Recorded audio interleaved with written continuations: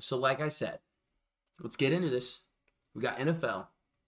And John, I don't know if you are aware. The NFL's happening. The NFL happened. Ryan, are you aware that the NFL's happening? The NFL is happening. The NFL is happening. And some might say the most important thing in the NFL is happening. And that is playoffs. We had Super Wildcard Weekend. Super Wildcard Weekend. And it was super. It was very super. Then we had... Divisional. As I say, divisional round? Yeah. Super divisional round. That was this past weekend. That was this past weekend. And it was divisionally divine. It was divisionally divine, yeah. You can... Now, I will say, though, we did not get our wish. We wanted Phil's boys We did one in the NFC. boys. Not going to happen. That's okay. We live with those. Sometimes what we want in life isn't going to happen. Just like our prop bets. We want those to always hit. But guess what? They're not always going to hit. They're not. They're not going to hit. And that's okay. We have those sometimes. So, the divisional round, we're going to hit eventually. And we'll get to that. But the divisional round itself was overall, I thought it was on par to what we kind of were expecting. I thought it was a little underwhelming, if I'm being honest. I didn't think it was necessarily underwhelming is not the term I would use. I would say the Jags Chiefs. Let's just go game by game. Let's go game by game. Jags Chiefs ended up being a lot better than I thought. I think a lot of people were going to give it credit for. Yeah, but I also said the Jags, good football team. Like, yeah. Good at the oblong ball. Tough team to beat. And for me, it was only close because Patrick Mahomes went out. So I think that made the game boring, in my opinion. Now, obviously, it was only a 7-point game, but I felt like it was kind of like, Well, anytime, the way I always look at it and the way I always say is anytime you don't have the best player on the field or one of the best players on the field, it's a distinct disadvantage to the viewer's experience, I should say. Yeah. I'm not a Chiefs fan. I'm not. Last time I checked, you're not a Chiefs fan. I disdain the Chiefs, actually. I'm not a Jags fan. And last time I checked, you're also not a Jags fan. My uncle's a Jags fan. Uncle is a Jags fan. North Carolina? South Carolina. South Carolina. But the Jags are up there in my, if I'm ranking my teams, I like the Jags are. You like them enough. I like them enough, yeah. If they make the playoffs, your team doesn't make it, you're rooting. I was rooting for the Jags, yeah. Respect. I I was not so much because they're in our same division, but also I just felt like the Jags weren't a good enough team necessarily to make the playoffs this year, but they clearly were. And they kind of showed that they could handle the round and withstand. But my thing with this game was, as a fan of the oblong ball, yeah, you want to see the best of the best playing against the best of the best. It's the same thing if you're watching the Bengals and the Bills and Josh Allen goes out or Joe Burrow goes out or Jamar Chase can't play. Like anytime you're taking good people away from the game and the best players on the best teams away from the game, it ruins that experience as a fan because you want to see full strength what everybody's going at. And I feel like that's kind of the vibe I got from this game. So I would just like to get out in front of this now. So are you saying that Chad Henne is not one of the best of the best? Backups, 100%. He's top 5. Starters, okay, not it. I just wanted to make the take. I wanted to get out in front of it. I have a Chad Henne jersey. You do? Michigan. Oh, that's so gross. It's so gross, but it looks in good a bad way. It looks good on me though. Known Chad Henne jersey owner right here. Have you listened to Chad Henne by the Dead Schembechlers? I did. It's a great song. Yeah, it's a funny song. Very funny. What? The Schembechlers. It's a Michigan hate group. Yeah. It's a band, right? Yeah, it's a band. To be in their defense, their name did become to fruition before Schembechler Mr. Schembechler passed away. Really? They just never changed the name. Yes. So fucking funny. Yeah, they got that one's Chad Henne is a motherfucking joke. Ann Arbor Girls or Dirty Horse is a good one. Oh, Jesus, that's aggressive. But regardless, though, I feel like that kind of takes away from it. Especially, like you said, close game. If the boys, the Jaguars, end up coming back and winning that game or potentially taking away from it, I'm not going to take anything from the Jaguars because the Jaguars have to play who they have to play, and that is the case. I don't think the Jaguars would be put as seen as winning that game as much as they won the circumstances that were in front of them, kind of thing. You know what I mean? Yeah. They were a product of a unfortunate injury. I don't know if we haven't heard yet as of right now if Patty Mahomes is hurt and not going to play in the championship series. I'm assuming he will be, but I think he did say he's been running around in practice, so I think that's a good, obviously a good a good sign, but anything can happen. I think the question is more, will he be 100%? I'm confident he's playing. Who knows how mobile he'll be. And that's going to be a huge one. But either way, good game. Yeah. Fun game. Yeah. It was fun. Yeah. Arguably the worst game of the weekend. Yeah.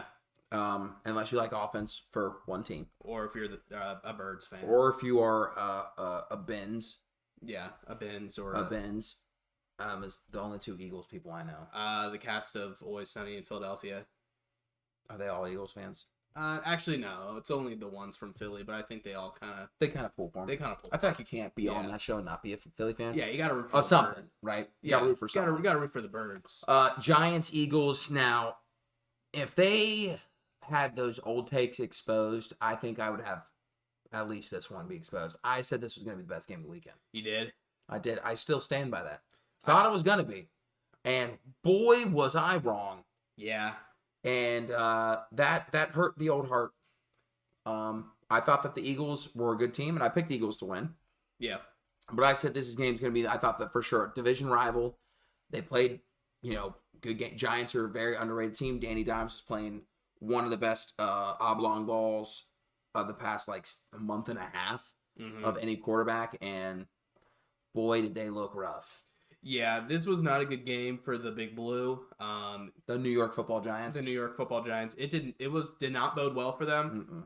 They were down from the beginning. I believe it was 28-0 to start. Yes, 28-0. 28-0, and it was. It didn't get better. It didn't get better in the second half. It got better because they didn't score as many points. Yeah, that's it. Yeah, the Eagles showed that they are a team to be reckoned with. And if you look at the Birds dirty, they might get attacking on you. Yeah, they might catch a crosswind. But, at the end of the day, do you think that this game, statistically speaking, 38-7, huge game. Yeah. But, Jalen Hurts only threw for 154 yards. Yeah, but I thought... He only threw 24 times, which isn't, a crazy amount. Yeah. 16 of 24. He didn't need to. Doesn't need to, necessarily. Yeah. But, when you look at a score like that, lopsided, you're thinking, 300 plus passing yards, couple 3 to 4 TDs, maybe a rushing TD, which I believe he had a rushing TD if I'm correct. He did because I had that as one of my bets. I had a parlay. Oh, nice. Did it hit?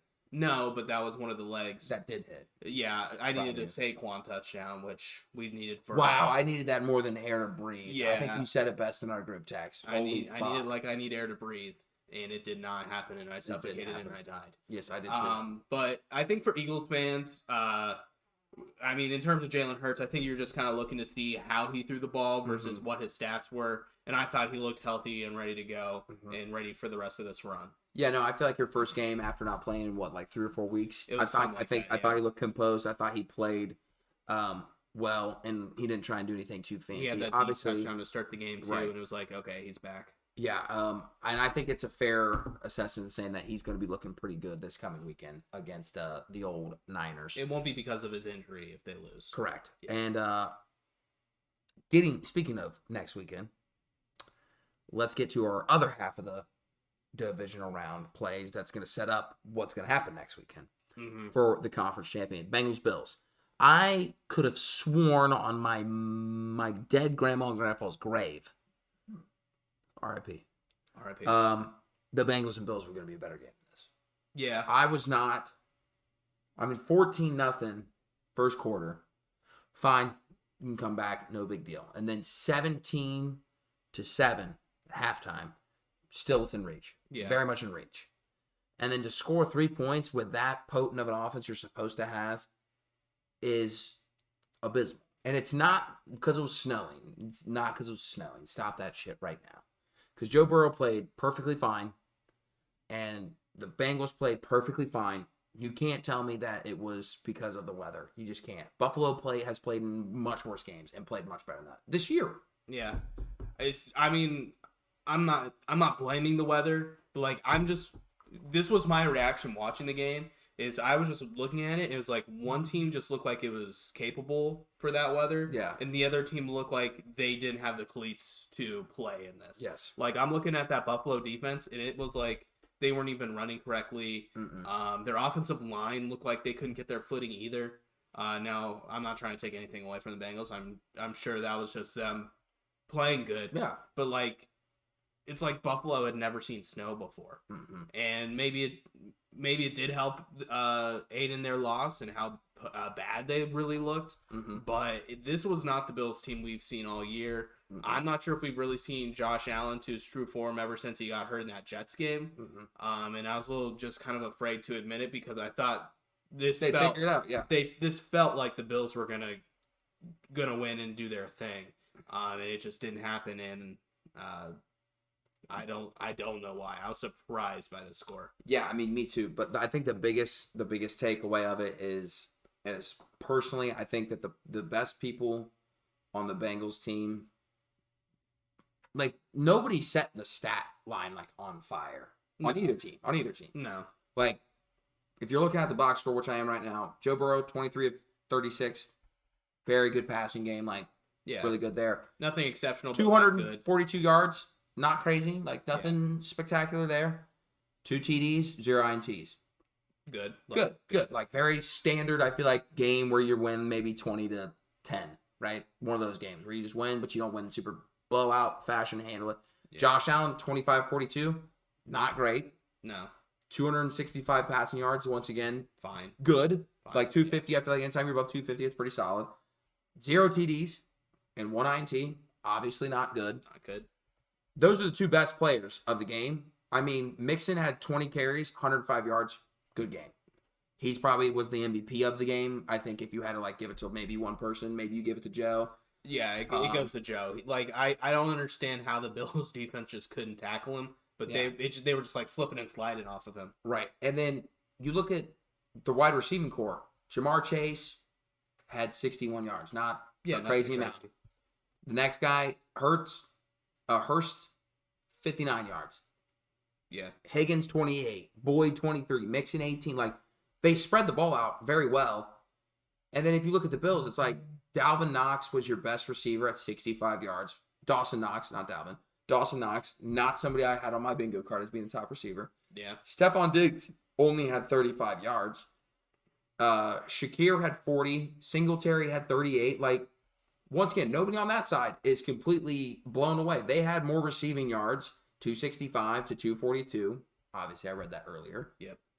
And the rushing yards appears to be where the real game was lost. That's why I'm saying you maybe give it to Joe, or maybe you give it to the offensive line of the Bengals, I guess, more than anything. I'll give it to Mixon. Mixon, I mean, the rushing yards was 63 to 172, and you figured in a snowy environment like that, you figured you'd run the game more. And maybe when you get down 14-0, there's nothing you can do. You got to start slinging the thing around. Yeah. But I think that the Bills have a big question to answer maybe at running back where you get a very capable running back. The Singletary's not the worst running back in the league, obviously. Yeah. But he had less rushing yards than Josh Allen. Yeah, I mean, like I was just going to say, Josh Allen was the leading rusher for the Bills.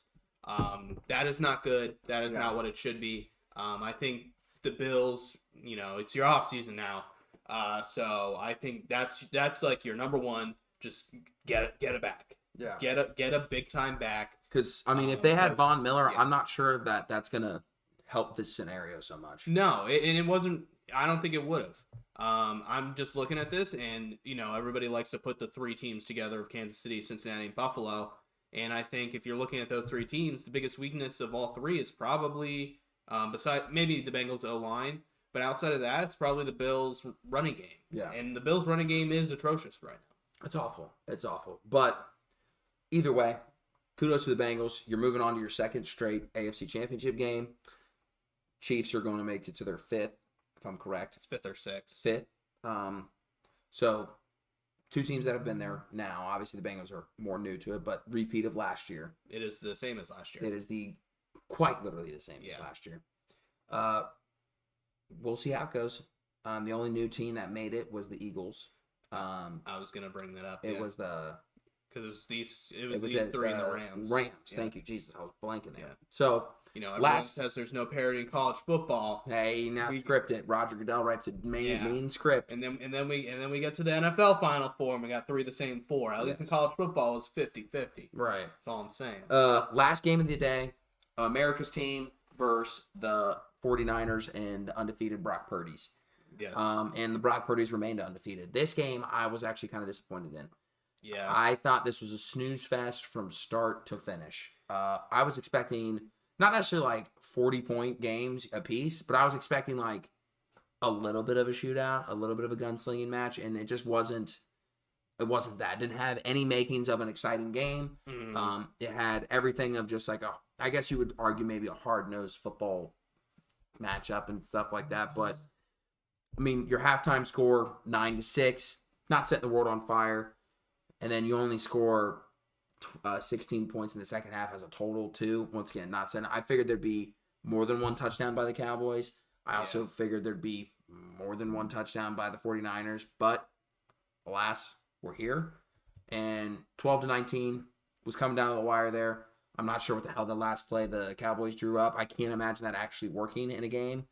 But, I mean, your takeaways. Yeah, I mean, I wanted to see that play develop more so I can understand what the fuck. I have to imagine it's got to be like a hook and ladder of some type. I'm sure it was, but like I have no idea what that play What was going on? This is what I said would be the game of the week. Maybe score wise it kind of was. I'll say arguably you could argue still it put was. Chiefs Jags, but Yeah, but this game did have a late touchdown for the Niners to win the game, so I'll give it to this one. I think it was a game of the week, but like in terms of the play, you said it best. It was just sloppy. It was not fun to watch. And it wasn't one of those sloppy games where it's like, okay, defense is kind of balling out here. I mean, it was like, how did Dak Prescott not throw like 6 picks? Yeah. That game was bad on his part. I don't understand what the Cowboys were doing half the time. This one's got a sting for all the Cowboys. CeeDee Lamb, great game though. Yeah, 120 yards almost receiving, like great game for him. Yeah, good game for him. But yeah, the Cowboys need to maybe have some long looks in the mirror this offseason. I mean, one receiver had all of more than 50% of Dak's passing yards, which isn't like crazy. That's not like it's a bad thing. It just goes to show that he was struggling to hit anyone else, and he did. And like you said, 6 interceptions, I think you could even maybe argue is generous. Yeah. But he looked bad, and I think that the Cowboys need to consider potentially moving off of him. I'm not saying draft anybody, no, but definitely trade for somebody. If someone's available, yeah. I mean, I don't think they go out and give the package deal that the Browns gave for Deshaun. I don't think they go that far. But maybe it's time. You maybe even looking into a coaching change. Maybe somebody else gets something better out of Dak because. What we saw on we've tried Sunday. 2 coaches doing that now. And yeah, it's to me like I get the whole Jason Garrett get his ass out. He's not making Dak his full potential. Okay, you bring in a veteran coach in Mike McCarthy. He's won a Super Bowl, played with one of the best quarterbacks of this generation, arguably of all time. Yeah, and you figured he could get something out of him because maybe why not? And it's just not happening. I don't necessarily know if I blame Mike McCarthy for that. But I definitely can say that Dak did not play. And Dak hadn't played that great all year. He led the league, I believe, in interceptions. Or was like top 2 for sure. I'm not sure. Josh Allen, I know, was up there with no doubt about it. But, I mean, Dak, you can't have 2 interceptions in the biggest game of your career. I'd say this is probably his biggest game of his career. I would say the one against the Packers that they lost when it was his rookie year or second year. See, rookie year, I don't necessarily count that so much. It's your rookie year, you're figuring shit out, or your second year. But that was the best Cowboys team though, because they were 15-1. Yeah, I say definitely the most talented team he's had. And I think because that was the year Zeke, I believe, was a rookie too, or something. Yeah, they were in the same class. I just don't know if that was their rookie or second year. Yeah. But to me, you can't get to me, Brock Purdy looked better in every facet, and he didn't even do anything fancy. Like, he just looked competent. That's all he needed to do, and I think that's all Dak needed to do, and he just tried to do too much. But regardless, the wild card set was finished.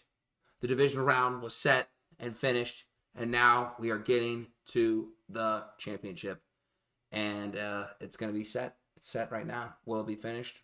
Who knows? We're going to find out. Anything can happen, I guess. Yeah.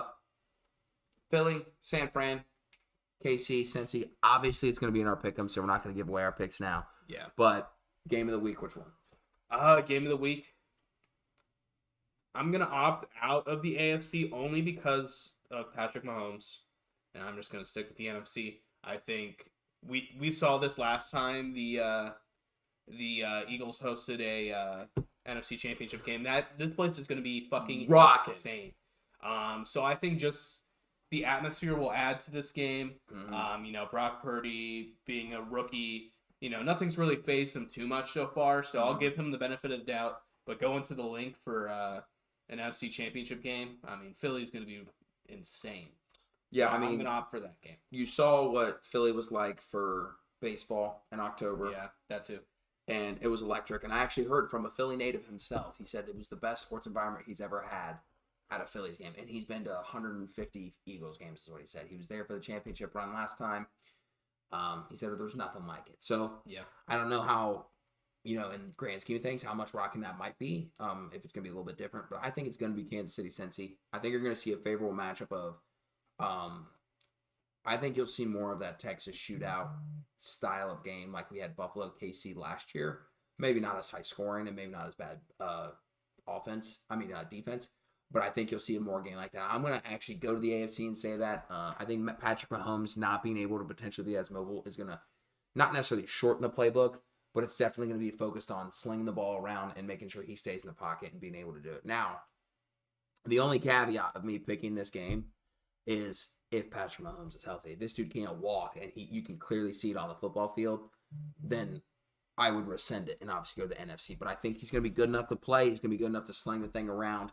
But, Ryan, anything you got? What do you want to think? Pick of the week. Which one do you think is going to be the game? I still think even if Mahomes plays or not, I think Cincinnati, Kansas City is going to be the game of the week. Game of the week, no matter what. All right, hey, you heard it here first. You heard it here first. And we'll come back next week. We'll talk about it. We'll digest it. We'll soak it up. do a little digesting. We'll do a little bit of digesting. But before we move on to the next part of our segment here and the next part of the episode, let's shout out our first sponsor, John. Good old Peatability? Peatabilities? I think Yeah, you've heard of them. Yeah, I've heard of them. Yeah, you've heard of them. Some might say they're the best fast casual dining experience you can have from a food truck or a brick and mortar store. And I think, if I'm correct, they're in Old Hilliard, Ohio, John. They're in Old Hilliard, Ohio, but they're everywhere with those trucks. Those trucks, man, they're mobile. Yeah, they're mobile, damn it. And you can and look if you up don't, where and they if, are. and if you don't want to be cold and you want to go sit down somewhere, do you know the facilities?